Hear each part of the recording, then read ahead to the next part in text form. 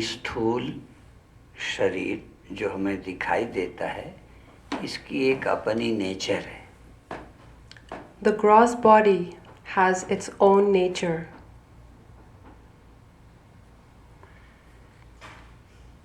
ये जन्मता है और परिवर्तित होता रहता है और एक दिन समाप्त हो जाता है. The gross body takes a birth, it undergoes various changes, and then it comes to an end or dies.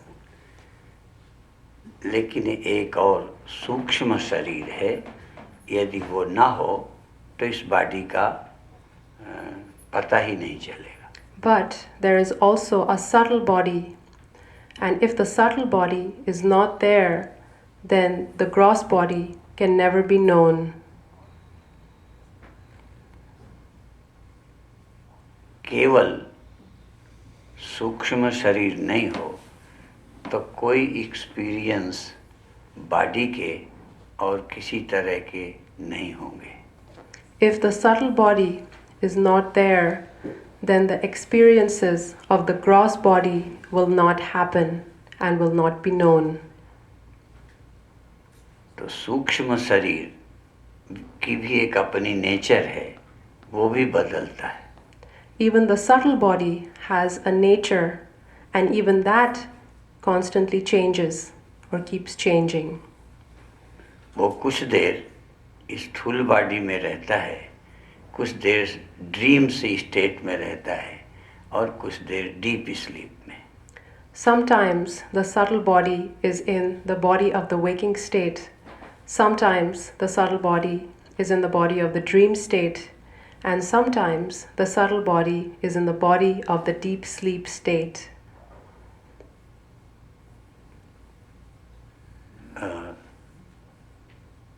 इनके नाम स्थूल शरीर, सूक्ष्म शरीर, कारण शरीर. And the body in those various states is called the gross body, the subtle body, and the causal body in each of those three states, namely the waking, the dream, and the deep sleep, respectively. हम तीन शरीरों को cross नहीं करते, इसलिए हम एक चक्र में घूमते रहते हैं. We do not cross the three states of the body, and that is why we remain in this circle. यदि हम कारण शरीर, सूक्ष्म शरीर और स्थूल शरीर, इन तीनों को थोड़ी देर के लिए भी पार कर जाएं तो हम मुक्त हो जाएंगे. If even for a moment we are able to cross the gross body, the subtle body, and the causal body, then we will be able to attain liberation.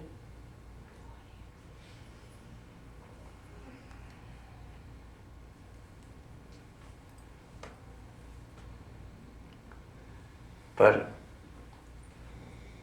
हमको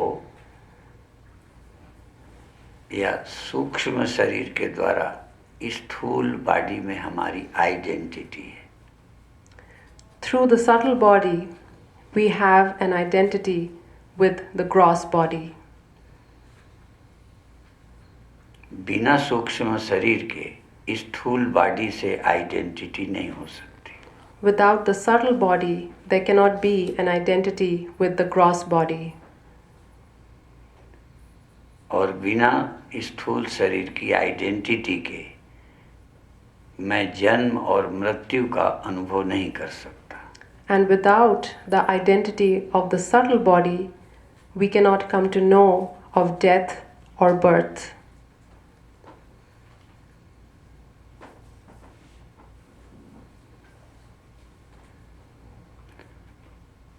सूक्ष्म शरीर जब तक बॉडी में नहीं होता या ड्रीम्स बॉडी क्रिएट नहीं करता, तब तक जन्म, मृत्यु और सेपरेशन अनुभव नहीं कर सकता. Until the gross body does not, until the subtle body does not come into the gross body, we cannot have the experiences of birth and death. और जब तक सूक्ष्म शरीर ड्रीम्स बॉडी को क्रिएट नहीं करता तब तक भी कोई जन्म मृत्यु दुख का अनुभव नहीं कर सकता. And until the subtle body does not create the body of the dreams, no one can experience the birth and death in the dreams. और सुख दुख का भी अनुभव नहीं कर सकता. And also, no one can experience happiness or sadness. तो जैसे वेकिंग स्टेट में हमको हैप्पीनेस और सारो और जन्म और मृत्यु का ख्याल आता है, ऐसे ड्रीम्स स्टेट में भी आता है. Just like we have the thoughts of happiness and sadness in the waking state, we have the same thoughts of happiness and sadness in the dream state.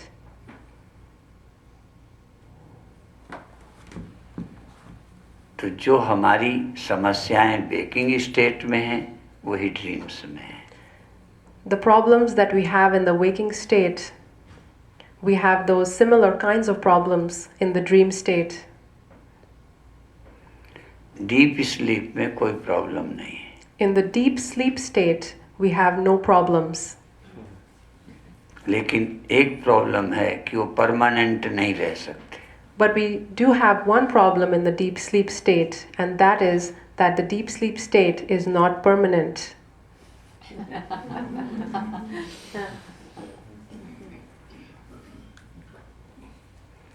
तो ये सूक्ष्म शरीर की नेचर है कि वो एक स्टेट में सदा नहीं रहता, कभी वेकिंग, कभी ड्रीम्स, कभी deep sleep. So it is the nature of the subtle body that it does not remain in any one state. It is sometimes in the waking, sometimes in the dream, and sometimes in the deep sleep state. और इन तीन से जो ऊपर है उसको हम fourth existence कहते हैं, चौथी existence. And beyond these three states is a fourth state, which is called Chauthi, or the fourth state. लेकिन हम सबको फोर्थ का पता ही नहीं है. But all of us do not know about that fourth state. यदि हम उस फोर्थ को प्राप्त करें, चौथी को, तो ये फिर जो हमको जन्म और मृत्यु और सुख और दुख होते हैं, इससे हम पार हो जाएंगे. If we attain the fourth state, then we can go beyond birth and death, happiness and unhappiness.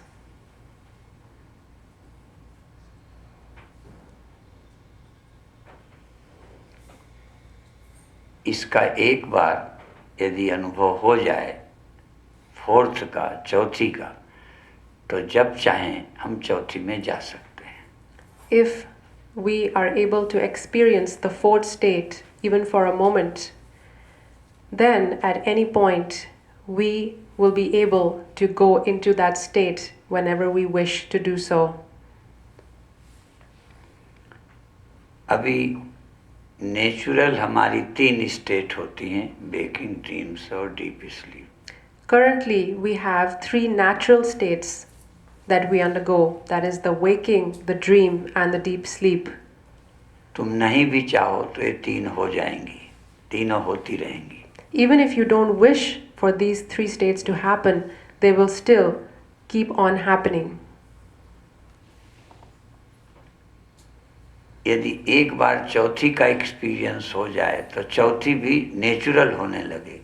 If you are able to experience the fourth state even once, then even the fourth state will become a natural state for you, just like the other three states. पर ये तुमको तीन शुरू से होती हैं, चौथी एक बार पानी पड़ेगी, प्राप्त करना पड़ेगा. The three states happen to you on their own and naturally, but the fourth state you have to work towards and try to attain. स्वप्न से जगाने के लिए कोई कोशिश नहीं करता, फिर भी आप जग जाते हैं.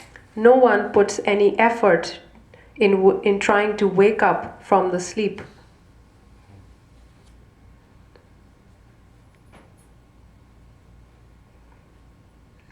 ड्रीम्स स्टेट में भी बहुत यदि कोई बुरा स्वप्न हो रहा है तो वहाँ से बाहर आने के लिए आप भी कोशिश नहीं करते।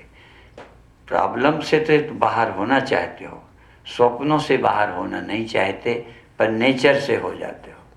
While you are dreaming in your sleep and you have a bad dream, you are not able to wake up from that dream on your own. It always happens naturally that you wake up, even though you want to run away from the bad thing that might be happening in the dream and you wish for it to end. The thought of waking up does not come on its own, but it happens naturally. कोई बुरा स्वप्न होता है तो उस दुख से बचना चाहता है, पर जाग जाऊं ये उसको ख्याल नहीं है। In the bad dream, everyone wants to be free from the bad thing that is happening in the dream, but the thought of waking up does not come. तो वहाँ बिना डिजायर के, जागने की डिजायर के बिना ही जग जाते हो। In that position, you wake up without having the desire to wake up. क्योंकि उस समय आपको ड्रीम्स लगता नहीं कि ये बेकिंग स्टेट नहीं है, ड्रीम्स भी आपको बेकिंग स्टेट लगती है, इसलिए बेकिंग स्टेट में बेकिंग की क्यों इच्छा करोगे? आप तो जानते हो जाग रहे हैं। Because when you are in the dream state, you consider the dream state as the waking state. And so, why would you want to wake up from the waking state? यदि ये समझते कि हम सो रहे हैं, ड्रीम्स है, तो जागने की इच्छा करते। It is only if you thought that you are actually in the dream state, then you would think that you should wake up. लेकिन उस समय तो हमें लगता है हम जाग रहे हैं और ये रियल समस्याएं हैं। But at that time, during the dream, you think that you are awake and the problems and things that are happening are actually happening in reality. इसलिए उन समस्याओं को तो ठीक करना चाहते हैं, पर जागने की इच्छा नहीं करते। That is why, even though we know about those problems in the dream, we don't have the desire to wake up from the dream. लेकिन ये नेचर की, भगवान की कृपा है कि सब ड्रीम्स से जग जाते हैं। But it is a grace of God that we are all able to wake up from the dream. कोई एक आध आदमी ऐसा है जो ड्रीम्स से कभी जगता नहीं? Is there any such person that never wakes up from the dream?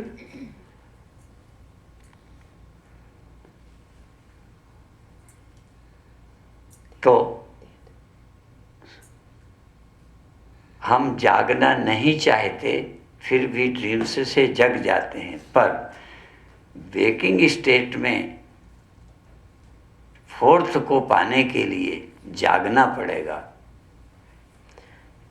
In the dream state, ना? we don't have the desire to wake up, Yes. and we still manage to wake up.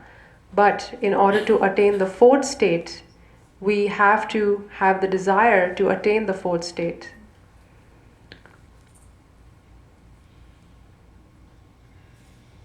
अभी हम baking में भी problem से मुक्त होना चाहते हैं, पर चौथे को पाना नहीं चाहते। Right now, in the waking state, we want to be free from the problems that we face, but we don't want to attain the fourth state. या यहाँ पर हम सब दुखों से छूटना चाहते हैं, पर परमात्मा को नहीं पाना चाहते। In other words, we all want to be free from problems, but we don't want to attain the Paramatma or the God. कई लोग तो बिलीव भी नहीं करते कि कोई परमात्मा या चौथा है। Many people don't even believe that there is a Paramatma or a Supreme God or the fourth state. पर ऐसा कोई नहीं है जो प्रॉब्लम से मुक्त नहीं होना चाहता. But there is no one that does not want to be free from problems. लेकिन बिना उस सत्य को जाने हम मुक्त होना चाहते. We all want to be free and liberated without knowing the truth.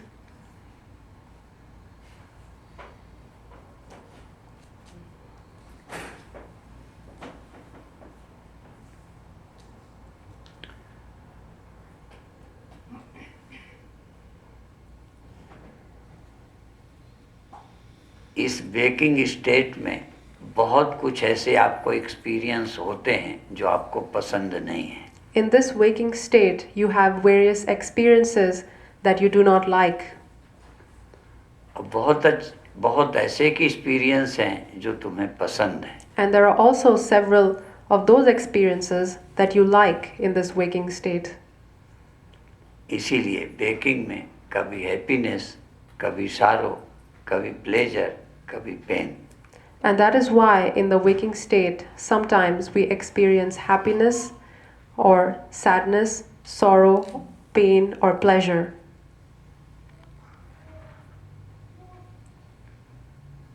एक बात और ध्यान देनी है कि जब जाग जाते हैं तो स्वप्नों के दुखों से और समस्याओं से मुक्त होते हैं, लेकिन तब हमें वेकिंग स्टेट की समस्याएं पकड़ लेती हैं.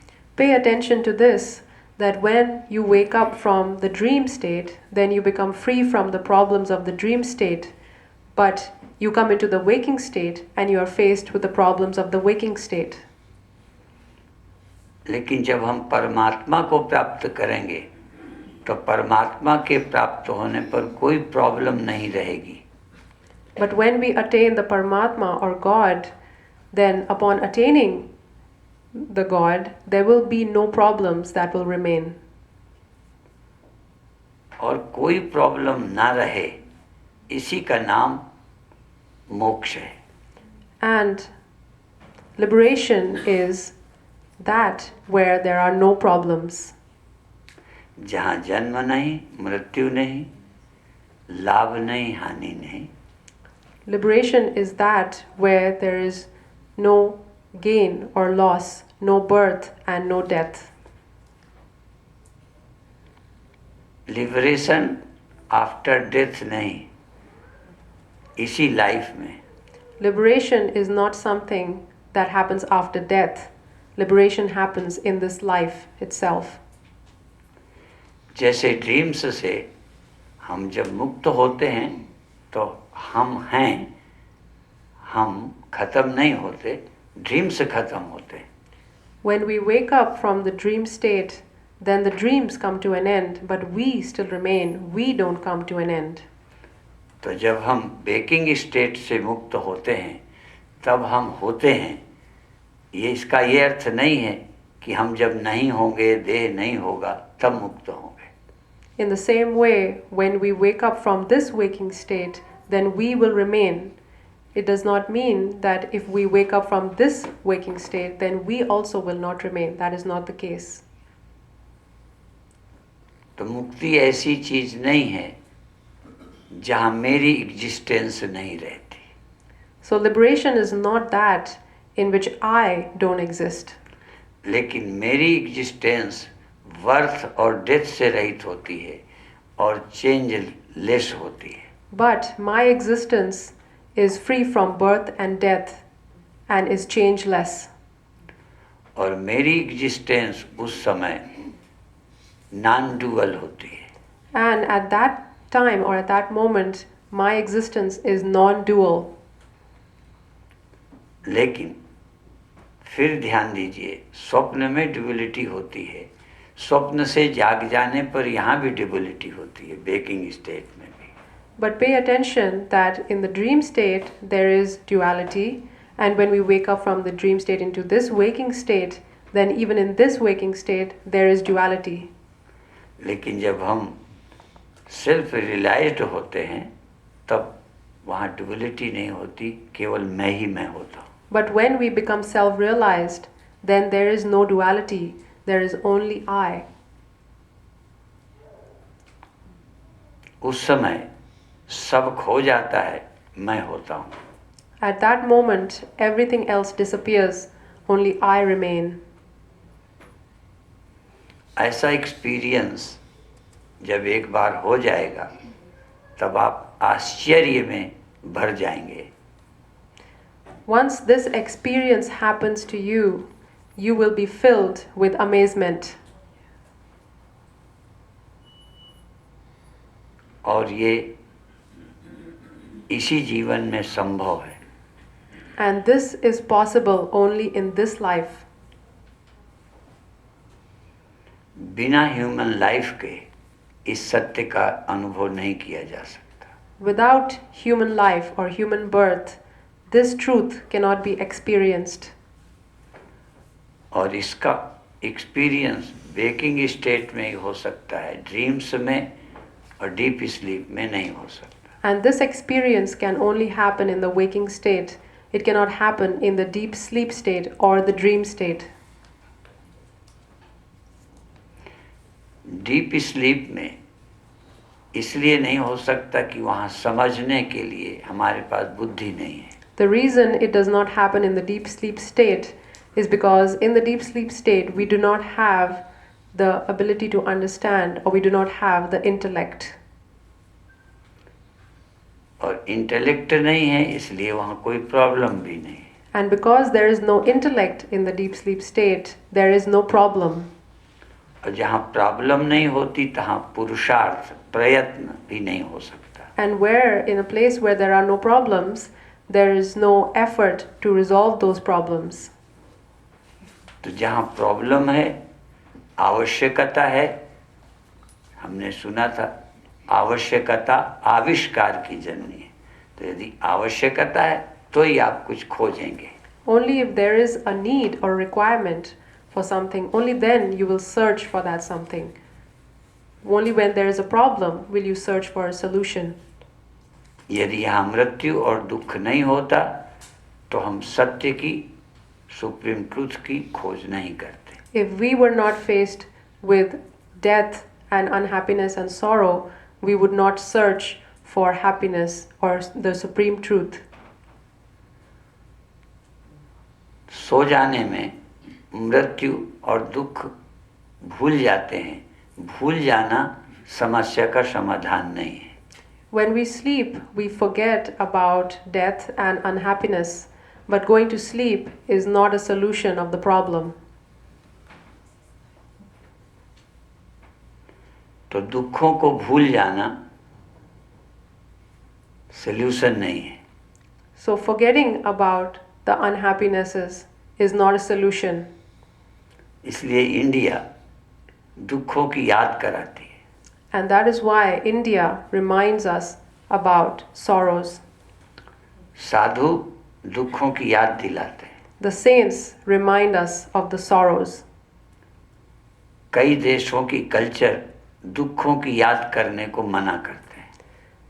The culture of several countries deny the remembering of the sorrows. पर जो सारों की, दुखों की, समस्याओं की याद नहीं करेगा तो उसका सल्यूशन नहीं ढूंढेगा. But if one does not try to remember the sorrows, then one will not search for the solution for those sorrows. कोई भी नशे की अवस्था में सल्यूशन नहीं ढूंढता. No one searches for a solution of problems in an inebriated state or in a drunken state. और कभी-कभी हम मनोरंजन में अपने दुखों को भुला देते हैं. इसलिए मनोरंजन भी हमारी समस्या के सलूशन में बाधा है. And sometimes when we are amusing ourselves or are enjoying something, we forget about our problems. But even that is not a solution to the problems. इसलिए हम लोग मन को रिझाने को बहुत अच्छा नहीं मानते. And that is why we don't consider the amusement of the mind as a very good thing. क्योंकि आपका समय मनोरंजन में निकल जाएगा और एक दिन डेथ आ जाएगी. Because your time will go in enjoyment or amusement, and you will reach death ultimately. यदि मनोरंजन में डेथ आने को भूल जाती फिर तो ठीक है. If you are enjoying or are able to be in enjoyment and that gets rid of death, then there is no problem. पर डेथ आना नहीं भूलेगी. तुम डेथ को भले भूल जाओ. But death will not forget to come, even though you might forget about death. यदि हम समस्याओं से मन हटा लें तो समस्याएं सॉल्व नहीं होती. If we remove our mind from the problems, that is not a solution to the problems. लेकिन जो बच्चे की तरह हैं उनके लिए ठीक है. This is all right for children.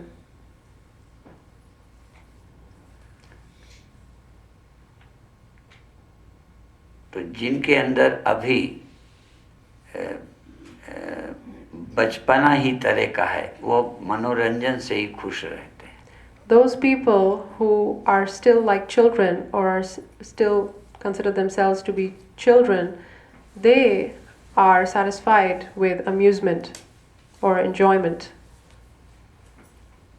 लेकिन जो जागरूक हैं वो सोचते हैं कैसे इस प्रॉब्लम के हम पार जाएं. But those who are awake, they look for a solution as to how to go beyond the problems. यदि आप जीवन बहुत प्रसन्नता से बिता दो तो क्या मृत्यु नहीं आएगी? If you spend your life in great happiness, does it mean that you will not face death one day? तो जो बॉडी कॉन्शियसनेस में जीते हैं डेथ तो आएगी ही आएगी. For one who lives in the body consciousness, death is destined to happen. और जो माइंड कॉन्शियसनेस में जीते हैं वहाँ हैप्पीनेस और सारो भी आएगी. And those who live in the mind consciousness will face happiness and sorrow. और जो डीप स्लीप में जाते हैं अनकॉन्शियस में वो लौट के फिर कॉन्शियसनेस में आ जाएंगे. And those who go into the deep sleep state or the unconscious state, they are bound to come back into the conscious state. कभी कभी दुखी को ऐसी दवा दे के बेहोश कर देते हैं कि ये दुखी ना हो. Sometimes a person who is unhappy is given a medicine so that he is not unhappy for some time.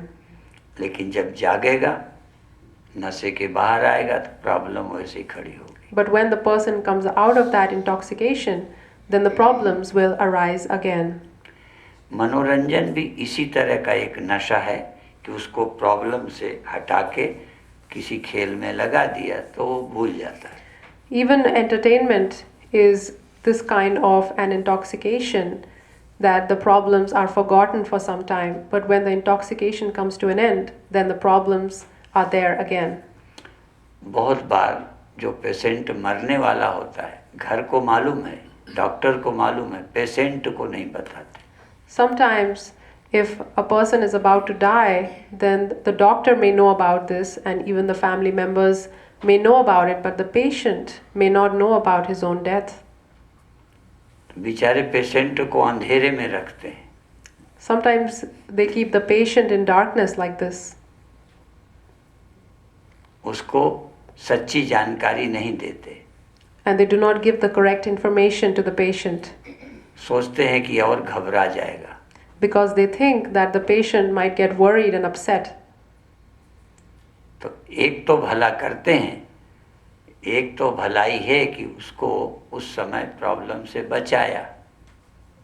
So although there is one benefit in that, and that is that they are saving that patient from one problem.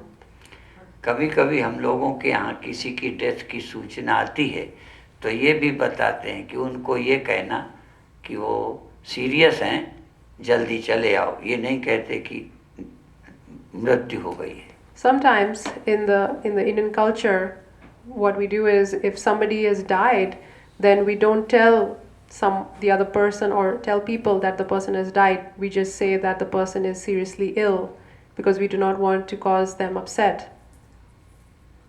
तो उसका सफ़र आनंद में बीत जाएगा. And if a person is traveling especially, then we tell them that the person is seriously ill so that the person's journey can be completed smoothly. तो थोड़ी देर के लिए दुख से बचाना बुरी बात नहीं है, अच्छी बात है। So saving a person from unhappiness for some time is not a bad thing. It is a good thing. लेकिन आपके जीवन में मृत्यु और जन्म और हैप्पीनेस सारो सब खत्म हो जाए, उसके लिए रियलाइजेशन जरूरी है। But in order to put an end to birth and death, unhappiness and sorrow in your life, it is very important to attain self-realization.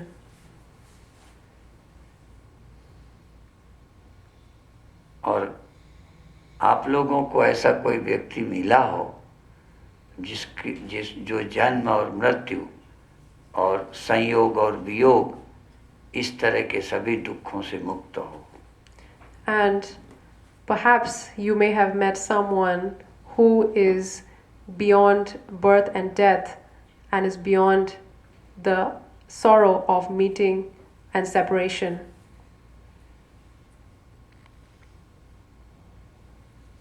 या तो मेरे न रहने से लोग चिंतित हैं या लोगों के न रहने के लिए मैं चिंतित हूँ। Either I am upset if someone else is not there, or someone else is upset if I am not there. ये सोच के कि ये नहीं रहेगा या मैं नहीं रहूँगा, चिंता शुरू हो जाती है। We tend to think that that person is not going to live, or I am not going to live, and this worry grows within us.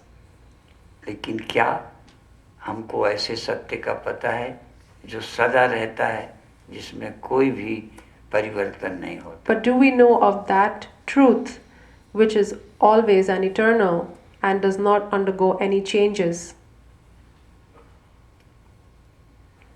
अंग्रेजी में आप लोग बोलते हो सुप्रीम ट्रूथ।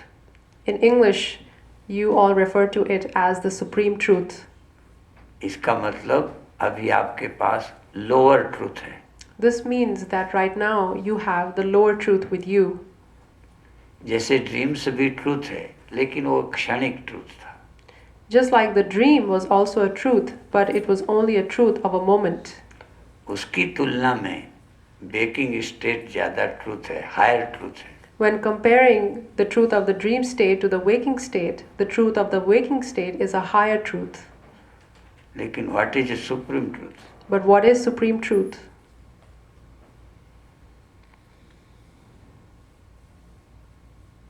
सुप्रीम ट्रूथ है या है ही नहीं? Is the supreme truth there, or is it not even there? Supreme truth exist और नॉट, ओनली सुप्रीम ट्रूथ पर हम विश्वास करते हैं या सचमुच है कोई supreme truth? Do we truly believe in the supreme truth, or does the supreme truth really exist? क्योंकि जो सत्य आपके पास है ये सदा रहने वाला नहीं है। Because the truth that you currently have with you is not going to remain forever. तो क्या सदा रहने वाला कोई है? So is there something that remains forever? उसे सुना है या उससे कभी मिलना हुआ है? Have you ever heard about that truth? And have you ever met that truth? और यदि है, ये विश्वास करते हो, तो केवल विश्वास करोगे कि उसे खोजोगे? And if you do have a belief that there is a supreme truth, then are you simply going to believe that it exists, or are you going to try to attain that supreme truth? आपको स्वप्न में lower truth मिला था, In the dream state, you had a lower truth with you. और इस समय आपको higher truth प्राप्त है। And right now, in the waking state, you have a higher truth with you. अब चाहिए आप सुप्रीम ट्रूथ को प्राप्त करो। And now you should try to attain the supreme truth. यदि सुप्रीम ट्रूथ को नहीं खोजोगे तो मृत्यु को प्राप्त होगे। And if you do not search for the supreme truth, then you will attain death. क्योंकि टेम्परेरी ट्रूथ है, परमानेंट नहीं है। Because this truth is temporary, it is not permanent. क्या आपकी आई परमानेंट है? Is your eye permanent right now? हम इसी के लिए आए हैं कि हम बताना चाहते हैं कि आपकी सचमुच जो आई है वो परमानेंट है. I have come here with the purpose to tell you that your I is actually permanent. जैसे ड्रीम्स की आई रियल आई नहीं थी, ड्रीम्स की आई गई, पर वेकिंग स्टेट में भी आपकी आईनेस है. Just like in the dream state, your I-ness was there, and in the waking state also, your I-ness is there. It did not go away. लेकिन ड्रीम्स की आईनेस खत्म हुई है, आईनेस खत्म नहीं हुई. It is the I-ness of the dream that came to an end, but I-ness itself did not come to an end. तो ये भी संभव है कि वेकिंग स्टेट की जो आपकी आईनेस है ये भी एक ड्रीम्स हो, रियल आपकी आई कुछ और हो. So it is possible that the I-ness of the waking state can come to an end and you can attain another I-ness, or the I-ness can still remain after the waking state. और सचमुच यही है कि आपकी आई कभी खत्म नहीं होती, लेकिन आप एक खत्म होने वाली आई का सपना देख रहे हो. And the truth is that your I actually never comes to an end. You are simply seeing a dream that your I comes to an end. इसलिए हम जगाना चाहते हैं, सेल्फ रियलाइज करना चाहते हैं, जिससे आप जन्म और मृत्यु के ख्याल से मुक्त हो जाओ. And that is why I want you to attain self-realization so that you can become free from the thought of death. और इसके लिए अभी कहा था, स्वप्न से मुक्त होने के लिए आपको कुछ नहीं करना पड़ा. And so I had just mentioned that in order to wake up from your dream, you did not have to do anything. It happened naturally.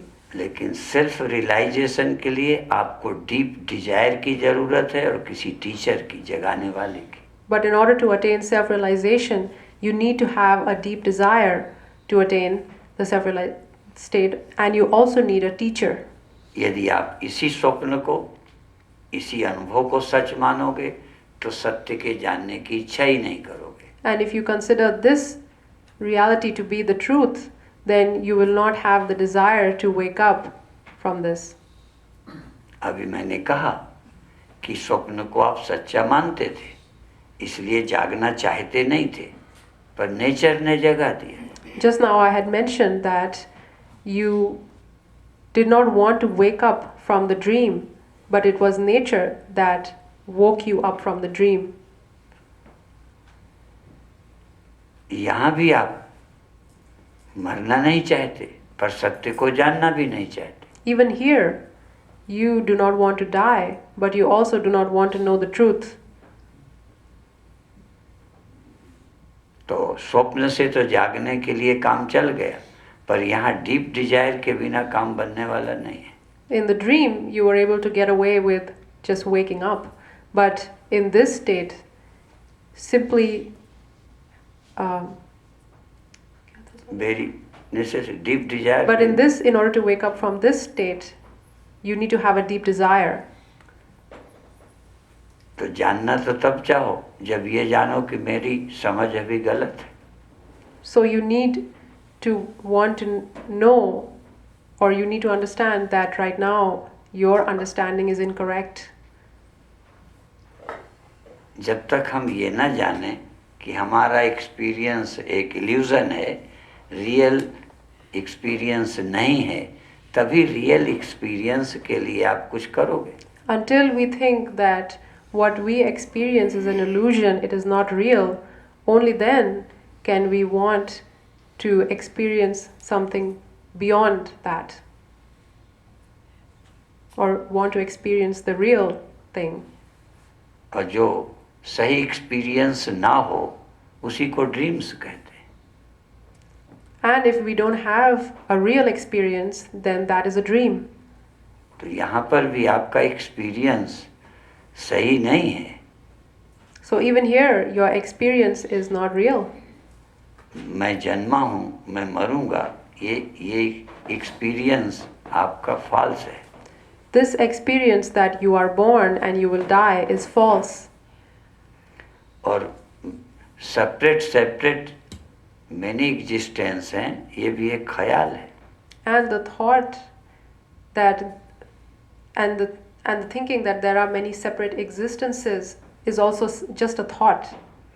केवल वननेस ही है, वन कॉन्शियसनेस है, वन रियल एग्जिस्टेंस है.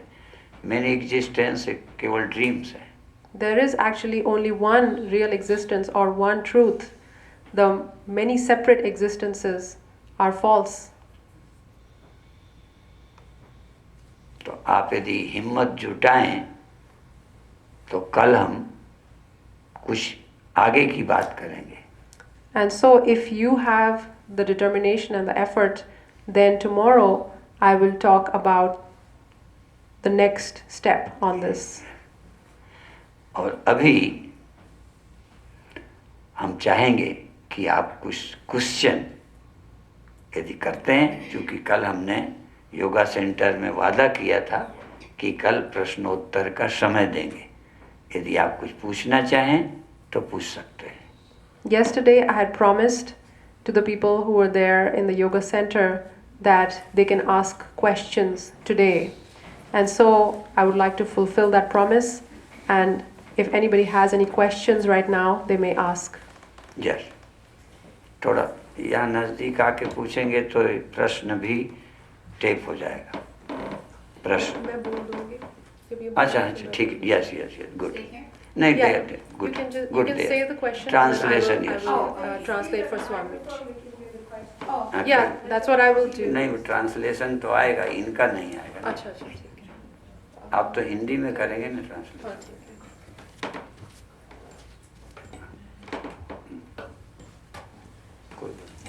Namaste. क्या हाल है आपका? बहुत अच्छा. So my question is, I've been trying to get this clear in my own head. You mentioned 3 stages, and I believe that. I'm also, in my mind, realizing that we have to have contrast, good and bad, light and dark, because if we don't see the bad or the darkness, we can't appreciate the goodness. My question is that right now, the evil or the unhappy things that we are seeing are projections of our own thoughts in either the dream state or the seemingly awake state. These are all illusions coming from within the mind, the duality, the separation. So when we are fully awake and we realize that all those projections are just our own illusions, at that time, do we become fully awake? Sorry. उनका प्रश्न है कि जैसे आपने कहा, जैसे आपने कहा कि वेकिंग स्टेट है, 3 स्टेट आपने बोली, वेकिंग, ड्रीम और डीप स्लीप, और आपने ये भी बोला कि दुख और ये सुख जो है ये इल्यूजन है. तो जैसे हम अभी जो हमारे दुख और सुख हैं, ये हमारे जो ख्याल है उनका ही एक विकार है. जैसे एक जो हमारे ख्याल में आते उसी के मुताबिक सब चीज़ें होती हैं. तो जब हम लोग सेल्फ रियलाइज हो जाएंगे और हम इससे पार हो जाएंगे, तो क्या हम असली में जाग जाएंगे?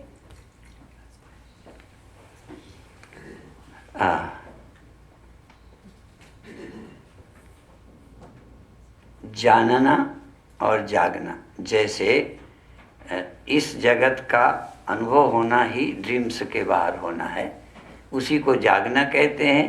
या स्वप्न का एक्सपीरियंस गया, वेकिंग एक्सपीरियंस आया, तो इसको जागना कहते हो. इसी तरह से जो परम ट्रुथ है उसका एक्सपीरियंस ही जागना है. Just like when we wake up from the dream, then the cessation of the dream state and coming into the waking state is considered waking up.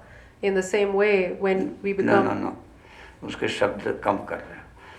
असल में वेकिंग का एक्सपीरियंस हो जाना ही ड्रीम्स का अंत है.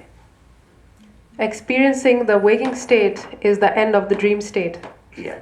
तो सेम सुप्रीम ट्रुथ का एक्सपीरियंस ही जागना है, उसी को जागना कहो चाहे एक्सपीरियंस कहो. And experiencing the supreme truth is waking up. क्योंकि हमारे यहाँ जागना और एक्सपीरियंस एक बात है. Because I am calling waking up and experiencing as the same thing. तो जब ड्रीम्स का एक्सपीरियंस होता है वही सोना है. So when we experience dreams, then that is sleeping. और इस संसार का एक्सपीरियंस भी अभी रियल में जागना नहीं है. And experiencing the things in this world is not real waking No. up or real awakening. हाँ, ये रियल अवेकनिंग नहीं है. इसका सत्य देखना, डुअलिटी का सत्य अनुभव करना, ये रियल जागना नहीं है, ये रियल एक्सपीरियंस नहीं है. And experiencing the dualities of the waking state is not waking up in reality. और रियलिटी के अनुभव होने से जो अनरियल है वो अनरियल लगने लगता है बस.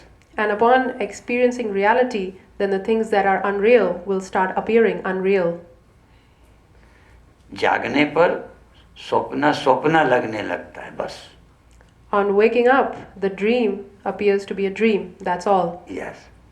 तो इसी तरह से सुप्रीम ट्रूथ के मिलने पर ये जो वेकिंग स्टेट का ट्रूथ है ये लोअर लगने लगेगा.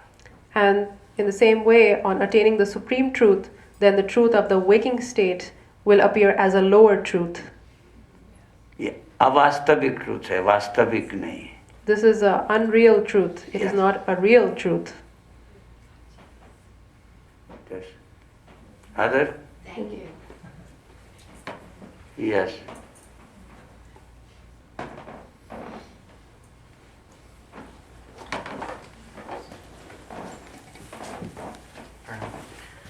I've been studying the Vedanta quite a bit, and my understanding has come so far that to be fully awakened, we have to go beyond the mind, beyond the ego state, and into the infinite consciousness. Yes. And my understanding of the source and the infinite consciousness is the infinite consciousness is beyond all matter, all existence, all creation, all galaxies, universes, and everything. So if you go outside of that, that is the bubble. We go outside of the bubble, we come into the infinite consciousness. So the understanding is to get to the infinite consciousness, we have to go beyond the mind. How do we do that? ये आखिरी line. तो इनका एक प्रश्न है कि जैसे infinite conscious को प्राप्त करने के लिए हमें मन से आगे जाना है, तो मन से आगे कैसे जाएं?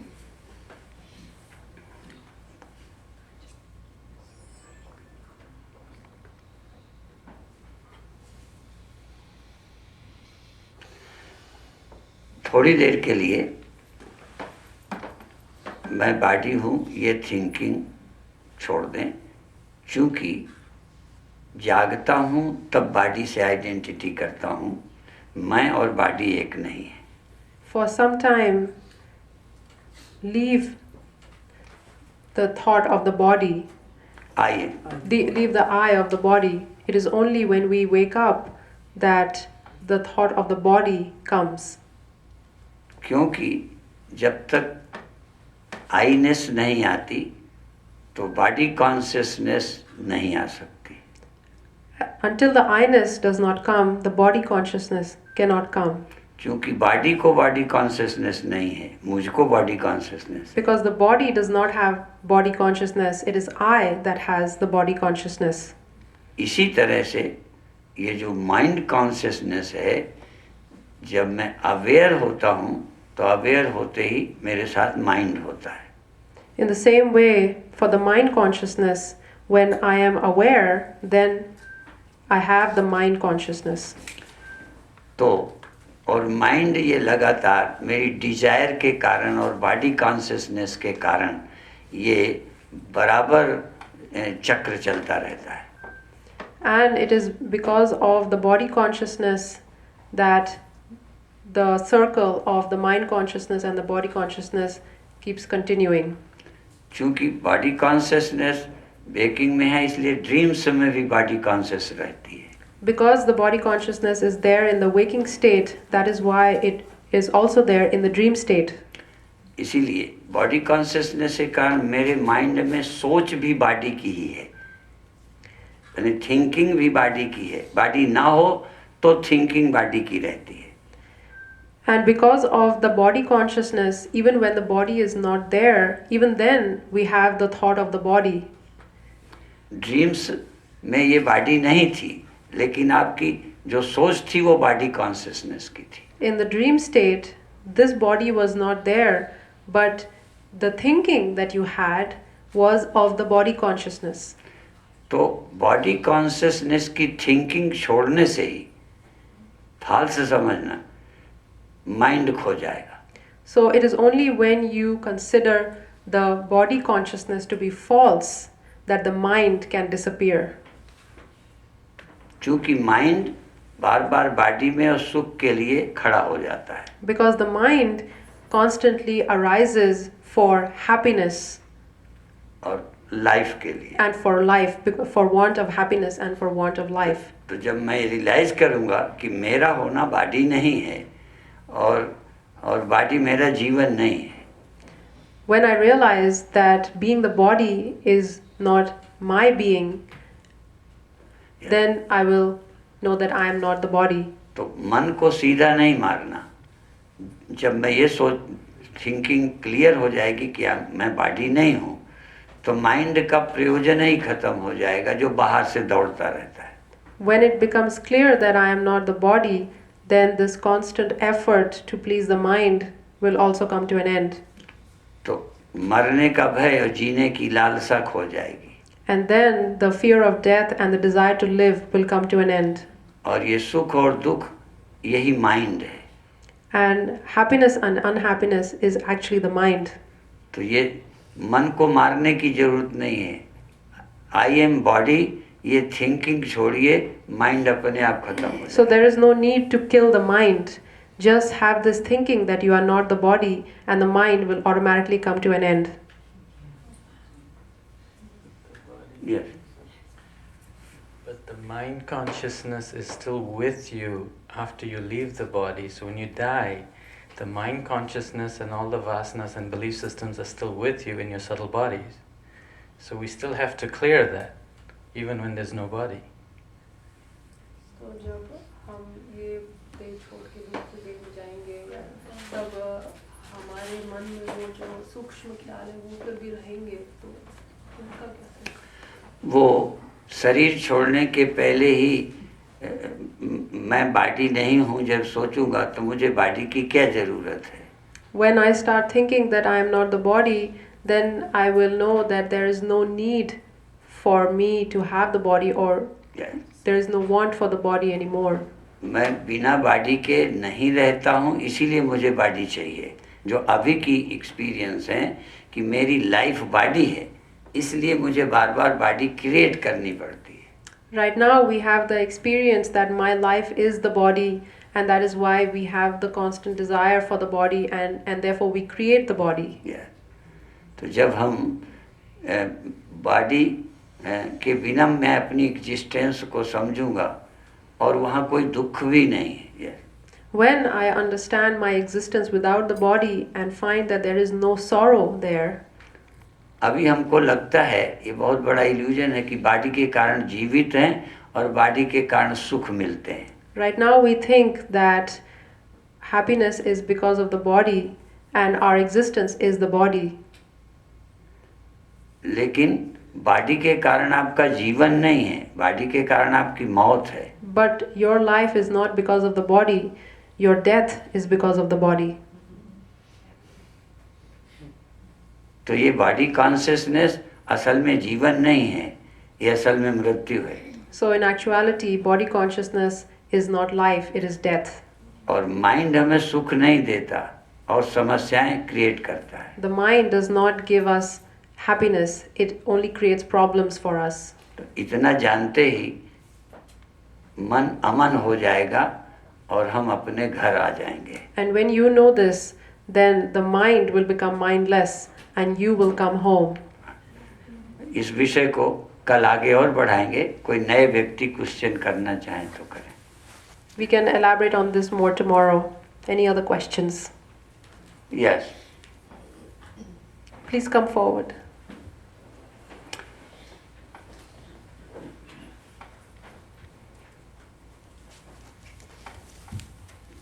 Swamiji, the first question I would like to ask is what I had asked yesterday. I would like you to elaborate on that. So, you are educating us, enlightenment comes to us, but who is us? It's not the consciousness. Consciousness is whole. It is, the ignorance is not with the consciousness.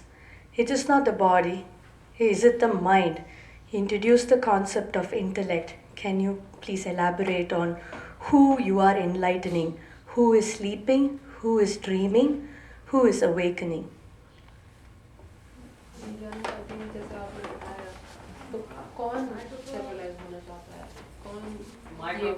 Yeah. कौन ये waking state देख रहा है, कौन dream sleep देख रहा है और कौन डीप स्लीप देख रहा है? वो कौन है जो एनलाइटन होना चाहता है? जो इन्होंने पूछा है उसका उत्तर मैं बाद में दूंगा. पहले एक क्वेश्चन आपसे करूंगा. So before I answer the question, I would like to ask a question. कि आप इस समय आंख से देखते हैं. Right now, do you see with your eyes? तो केवल आंख देखती है कि आप भी हैं? So does the eye see by itself or are you also there? क्या आपको अलग कर दें आंख से तो आंख देख सकती है? If you are separated from the eye, then can the eye see on its own? क्या आंखों को भी देखने की कोई आवश्यकता है? Does the eye have a need to see anything? If you're no need. If you don't have the need to see, then can the eye see? तो क्या आंखों को देखने की कोई जरूरत है? कानों को सुनने की जरूरत है? Do the eyes have a need to see and do the ears have a need to hear? नहीं. No. इसी तरह से ये मोक्ष की जरूरत इसलिए है कि अभी आपके पास माइंड है. And therefore, the requirement for liberation is because you have a mind. और माइंड के कारण ही समस्याएं हैं और इसीलिए डिजायर है. And it is because of the mind that there are problems. And it is because of the mind that there is the desire. और जब माइंड नहीं रहेगा तो मोक्ष की डिजायर भी नहीं रहेगी. And when the mind is no more, then the desire for liberation will also be no more. लेकिन बिना आपके माइंड अकेला कोई डिजायर कर नहीं सकता क्योंकि इंडिपेंडेंट उसकी एग्जिस्टेंस नहीं है. But without you, the mind cannot have any desires because the mind does not have an independent existence without you. तो ये एक कॉम्प्लेक्स है कॉन्शियसनेस और माइंड की जिसके कारण डिजायर है. So there is a complex or a mix of the mind and the desire because of mind and consciousness. mind and consciousness because of which you exist. तो जहाँ आपकी consciousness अलग हुई माइंड भी गया और डिजायर भी गई. And when the mind and the consciousness are separated, then the mind is gone and the desire is also gone. ऐसा समझो जैसे मिट्टी और पाट. Think about the mud or the clay and the pot. पाट का जन्म होता है, मृत्यु होती है. The pot is born and it dies. लेकिन मिट्टी से स्वतंत्र पाट नहीं होता. But the pot is not separate from the clay or the mud that it is made of. और मिट्टी मरती नहीं, पाट मरता है. And the clay dies. The pot dies, but the clay does not die. लेकिन दोनों मिले हैं तो पाट की मृत्यु मिट्टी को अपनी मृत्यु मालूम पड़ती है. But because the two are mixed, when the pot dies, then the clay thinks that it has also died. तो जब मिट्टी समझ लेगी कि पाट ओनली फीलिंग है, एग्जिस्टेंस नहीं है. When the mud or the clay realizes that the pot is not real, it is only an existence. Only mind The part क्या है? the- Only? नहीं, क्या बोला? नहीं है ना? feeling. हाँ, फीलिंग, यस, गुड। तो माइंड की भी रियल एग्जिस्टेंस नहीं है, So the mind also does not have a real existence, पर ये अभी हमें पता नहीं है। but we don't even know this. तो कॉन्शियसनेस और माइंड का ये जो वो है आइडेंटिटी, यही बार बार मन को खड़ा करती है।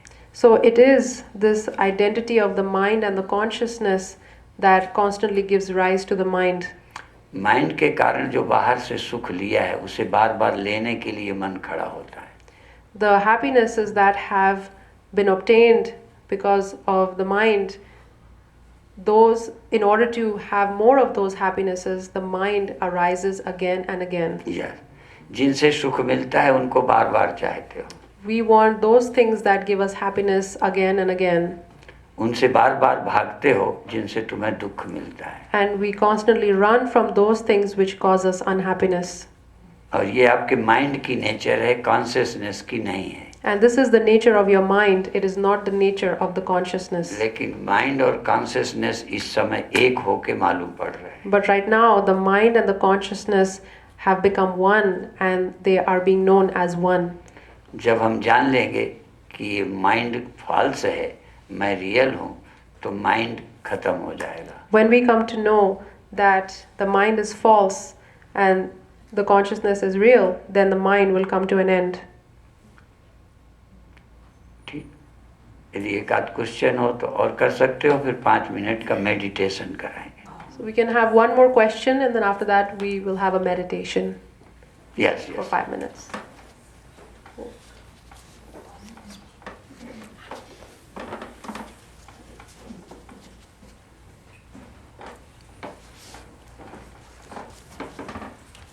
Swamiji, how can the ego completely and fully leave us? And does that happen in the fourth stage of consciousness only? Good, thank you. मैं समझ गया हूँ ईगो से कैसे पूरा छूटा जाए। यस, और वो consciousness कैसे, जो हाँ? चौथी आप बोल रहे हैं, Fourth. जो चौथी आपने बोली कौन, the fourth consciousness, जो चौथी consciousness आपने बोली वो कैसे मिले? पहले तो ईगो दुख देता है या सुख देता है, ये क्लियर हो जाए। First, let us try to make it clear whether the ego gives us happiness or sadness. Ego आपको दुख देता है या सुख देता है? Does the ego give you happiness or sadness?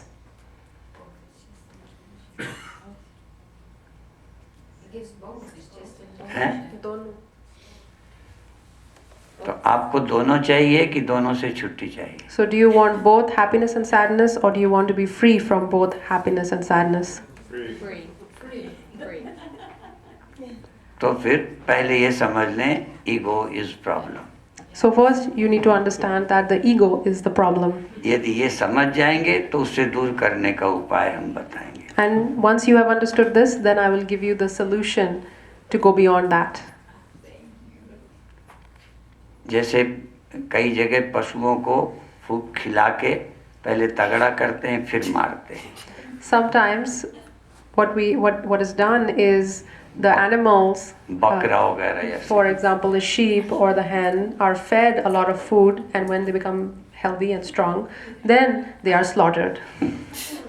तो इस बकरे को पहले चराइए फिर मारिए। So first you need to feed this sheep, and once you fed it, then you need to kill it.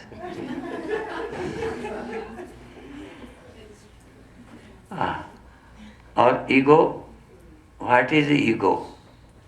False existence का नाम ईगो है। Ego is nothing but false existence. जैसे waves, Ego is like the waves. Water existence है, waves को existence नहीं है। The water is an existence, but the waves are not in existence, or the wave is not in और existence. Waves में separation है, water में कहीं separation नहीं है। And one wave is separated from the other wave, but the water has no separation. तो ये जो मैं की सेपरेशन है यही ईगो है और यही फॉल्स है. And this separation of the I is actually the ego, and this is false. और जहाँ many waves हैं ये आपस में टकराती हैं. And wherever there are many waves, they will collide or have a collision with each other. लेकिन एक एग्जिस्टेंस है और कुछ नहीं है. But in actuality, there is only one existence, there is nothing else. तो अभी आप अपने को वेव्स समझते हो. Individual consciousness is a waves. Right now, you consider yourself as the wave, and the individual consciousness is the wave. Waves और universal existence is water. तो अभी हम इंडिविजुअल कॉन्शियसनेस ही एक्सपीरियंस कर रहे हैं. हमको उस यूनिवर्सल एग्जिस्टेंस का पता ही नहीं है. So right now we are only experiencing the individual consciousness. We do not know about the universal consciousness. तो बहुत लोग इसके जानने की इच्छा नहीं. मनुष्याणाम सहस्रेषु कश्चित् यतति सिद्धये. लाखों मनुष्यों में तो कोई इसे जानना कोई चाहता है. In thousands of men or women or thousands of humans, there is only one person that wants to know that truth. Yes. और जानने की इच्छा करने वाले पर भी कई थोड़े दिनों में ही धैर्य छोड़ देते हैं. And even those people who want to know the truth, they lose patience after some time, or shortly they lose their patience. तो जिसमें लंबा धैर्य नहीं है वो इसे नहीं जान सकते. So one who does not have a good patience cannot attain this or cannot know this. उपनिषद में कहते कश्चित् धीरा प्रत्यगात्मानमैक्षत आवृत्य चक्षु अमृतत्वमिच्छन्. कोई धीर पुरुष जो इसकी जानने की इच्छा रखते हैं वो इंद्रियों की आवश्यकता नहीं समझते. वो सेल्फ रियलाइजेशन करते हैं इंद्रियों को छोड़कर. It is mentioned in the Upanishads then that those people who want to go beyond, they do not fulfill the desires of the senses. Yes.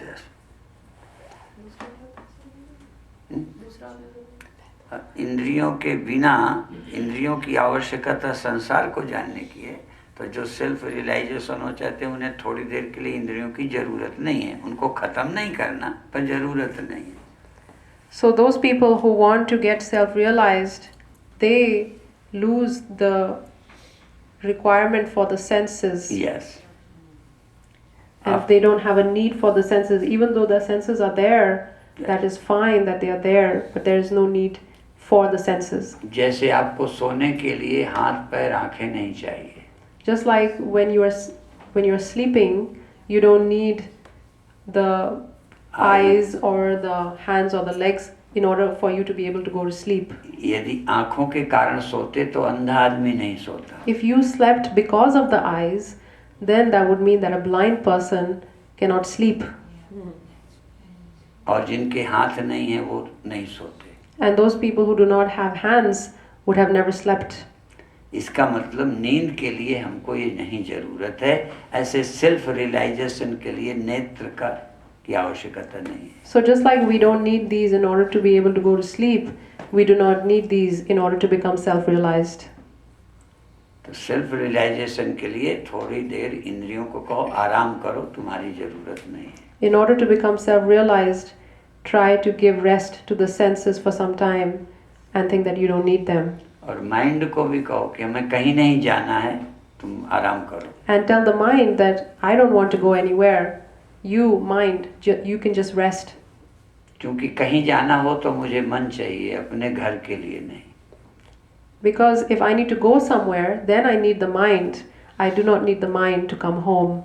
आप कार बाहर जाने के लिए लेते हो, घर के अंदर आने के लिए कार नहीं चाहिए. When you want to go out somewhere, you need the car.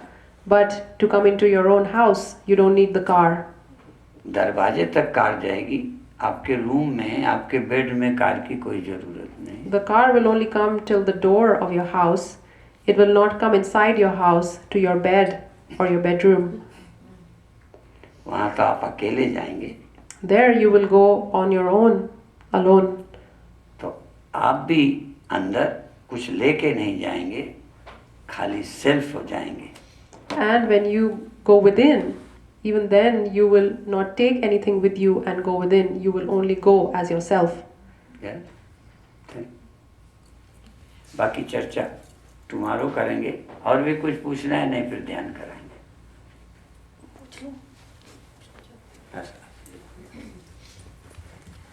Swamiji, Hariom. My question is, we were talking about these 3 states. It's just unanswered question. That's why I'm asking. The question is in the dream state. Probably it's a general question, like, when people dream, even I have heard, sleeping in somebody's house. Other person is like dreaming, but also shouting, real hard or something. I was just wondering, I have heard that. And why does that happen? This is one thing. Another thing, when you're dreaming and you want to get up, but you can't get up, and like someone is really holding you and you are fully awake, but you just cannot get up. And this is the question. These are the 2 questions that I would like you to answer. यानी कि हिंदी में भी मैं बोल देती हूँ. ये है कि किसी के घर जब मैं सोने गई तो दूसरा पर्सन वो स्वप्न ले रहे थे, तो स्वप्न में ना जोर जोर से आवाज़ें कर रहे थे, जोर जोर से, जैसे रियल. तो मेरा क्वेश्चन है, ये क्यों ऐसी चीज़ होती है? ये पहला क्वेश्चन है. और दूसरा ये है कि एकदम ड्रीम स्वप्न आ रहा है बहुत ज़ोर से, जैसे किसी ने ना आपको पकड़ रखा है बहुत, और आप जाग भी गए हैं, उठना चाहते हैं लेकिन उठ नहीं सकते. Yes.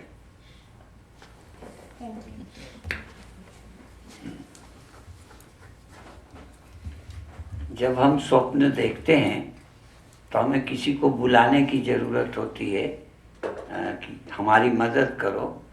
तो जब अंदर से बोलते हैं तो चूंकि ये सोया हुआ है, तो जब अंदर से बोलते हैं तो इससे आवाज़ घबराहट की आती है. चाहे हम अच्छाई के लिए भी बुलाएं पर आवाज़ सही नहीं निकलेगी. जैसे माइक खराब हो तो आवाज़ भर आएगी. मेरी खराब हो तब तो ये खराब आनी ही चाहिए, पर मान लो मेरी अच्छी भी है पर माइक ठीक नहीं है तो आवाज़ बिगड़ जाती है. तो इसी तरह से जब मैं स्वप्न देखता हूँ और वहाँ बोलता हूँ तो इस शरीर से जब इस जबान आती है, ये सोई हुई थी, इसलिए इसकी आवाज़ बिगड़ जाती है, अजीब सुनाई देती है. So, for example, if I'm speaking on the mic and the mic is bad, then even though my voice might be fine, but it will come out as bad because the mic is bad. In the same way, when we are sleeping, I am there, but the tongue or the mouth is kind of bad, and that is why the voice that comes out is bad. सोया है Or sleeping. ये ready नहीं है, तो जब मैं बोलता हूँ इससे आवाज़ क्लियर नहीं निकलती, उसके कारण बाहर वालों को बड़ी डरावनी आवाज़ लगती है. And so, because the tongue is asleep, the voice that comes out is not very clear, and so the people around may think or may get scared by the voice that they hear. दूसरा, कभी हमारा हाथ अपने ऊपर रखा होता है, हम सोए होते हैं. Sometimes when we are sleeping, we might keep our hand on our chest Yes. and we might be sleeping. तो इसका अनजाने वेट हमारी छाती पर पड़ता है. And that way, the unknown weight is upon our chest while we are sleeping. तो हमारा सबकॉन्शियस माइंड वजन का अनुभव करता है. And then, in that state, our unconscious mind experiences, our subconscious mind experiences the weight on our chest. और उसको लगता है मेरे ऊपर कोई है. And it thinks that it has somebody on top of itself. बहुत बार हम सोए भी होते हैं, पड़ोस की कुछ बातें सुनते हैं, ये नहीं समझ आता कि हम स्वप्न देख रहे हैं या सचमुच कोई सुन रहे हैं. Sometimes, when I might be sleeping, I might hear the voices of some neighbors or somebody outside, and in that state, I might not be able to figure out whether those voices are coming from the dream or if they are coming from outside. एक बार मैंने भी ऐसा सपना देखा कि मेरे ऊपर कोई बैठा हुआ है. Once I had also seen a dream that somebody was sitting on top of me. और जैसा ये कहती हैं कि वो हाथ, वो जैसे कोई मैं उठा नहीं पा रहा, उठ नहीं रही है. And so, just like she said, the lady here, that somebody was trying to wake the person who was screaming. That person was not waking up in the same way I was not waking up.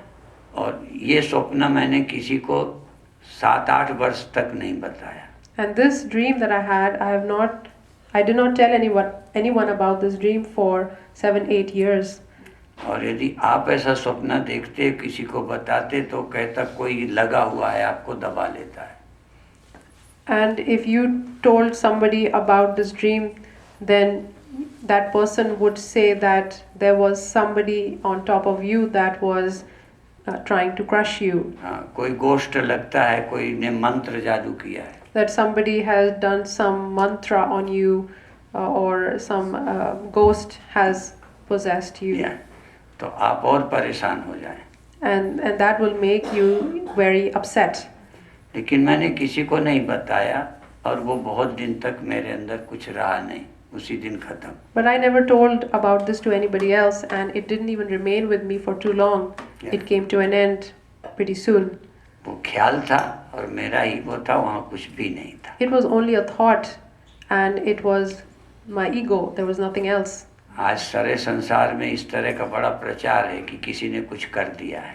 Nowadays, there's a lot of news or publicity. Yeah. Nowadays that someone has put a spell on them or something. लेकिन जो aware होता है, जागा होता है, उसको कोई कुछ कर नहीं सकता. But one who is aware and awakened, nobody can do anything to that person. Yes. इसलिए आपकी कमजोरी से आपको सपने भी हावी होते हैं और संसार के दुख भी हावी होते हैं. And it is because of your weakness that you face the unhappiness of the world. अब 5 मिनट केवल ध्यान करेंगे. So now we will meditate for 5 minutes. मुझे इंग्लिश नहीं आती, पर ट्रांसलेशन के बजाय मैं सीधा ही कुछ कहूँगा. So I do not know English, and I will just speak, and there will be no translation. I will speak Yes. the English, limited English that I मेरी know. इंग्लिश नहीं सुनना, मेरी सजेशन सिर्फ सुन लेना. Don't listen to my English, just listen to my suggestions. और पूरा sentence नहीं होगा, एक शब्द बोलूँगा.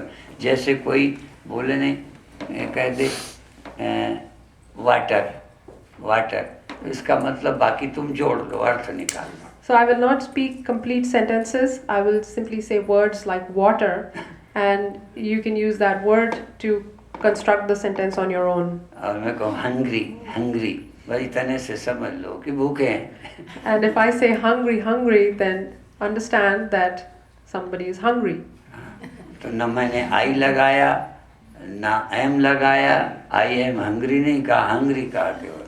So I have not put any I against that hungry, or you or that against that hungry. I have simply said hungry. तो इसी तरह से मेरे सजेशन होंगे. Close your eyes. So I will give these kind of suggestions. Please go ahead and close your eyes शरीर को बिल्कुल relax कर दो. and relax your body completely. Yes. और full aware inside and slow breathing. Slow inhale, slow exhale, with awareness, with happiness. No mind, no intellect, no thinking, only awareness. You feel inside, I am aware. Inhale, slowly, slowly, exhale, slowly, slowly. Full rest. Your veins relax, mind relax, senses relax, hand relax, blood relax, skin relax.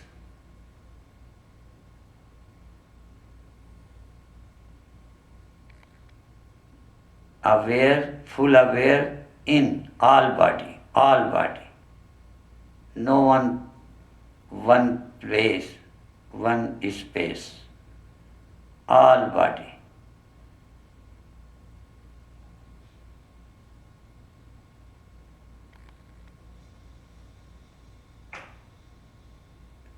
Everything is here. Eyes, ear, hand, skin, leg.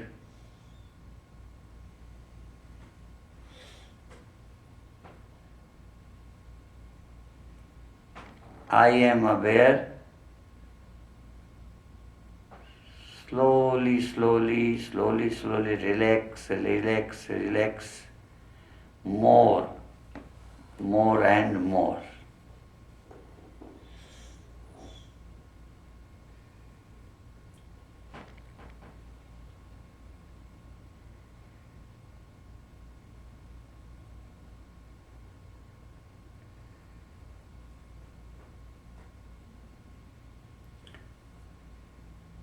One time full inhale and tight your body. Tight, like balloon. Inhale and tight body, increase like balloon, and slowly, slowly exhale. 3 times. Inhale and slowly, slowly exhale.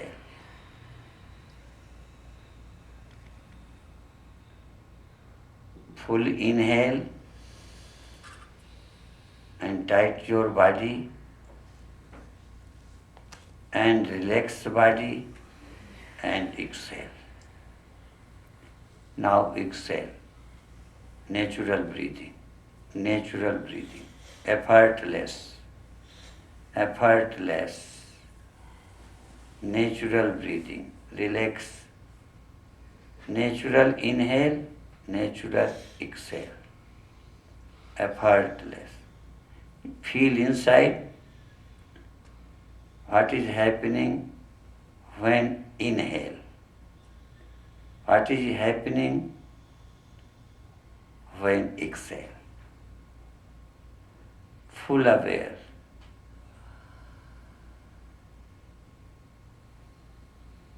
And 1 minute breathing, natural, with awareness. Full focus in breathing. Inhale, exhale. Inhale, exhale.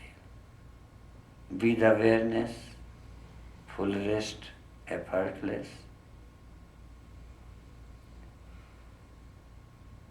And only 1 minute, no mind, only awareness.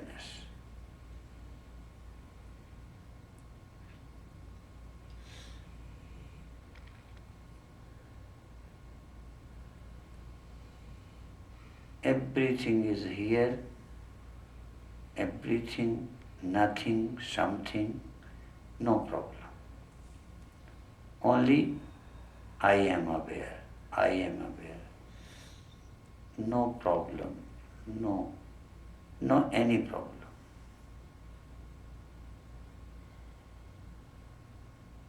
One minute more. 1 minute. Sometime mind, sometime no mind. Sometime breathing, 1 second. Breathing, 1 second, no breathing. 1 second breathing, sometime nothing. Sometime mind, sometime nothing mind. sometime doer, sometime non-doer.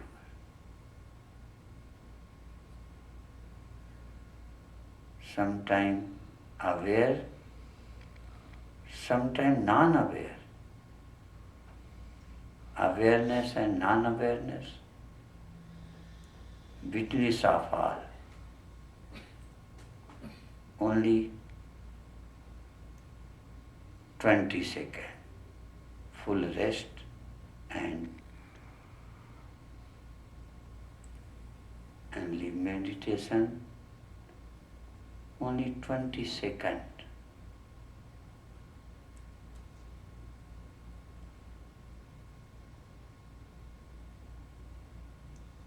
One second, space, space, space, inside and outside, around space, space, space.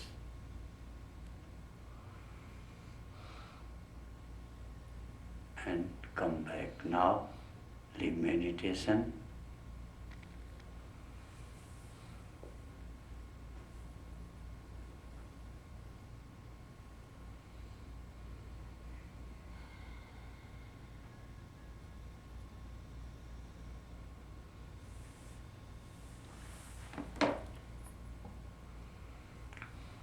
Finish.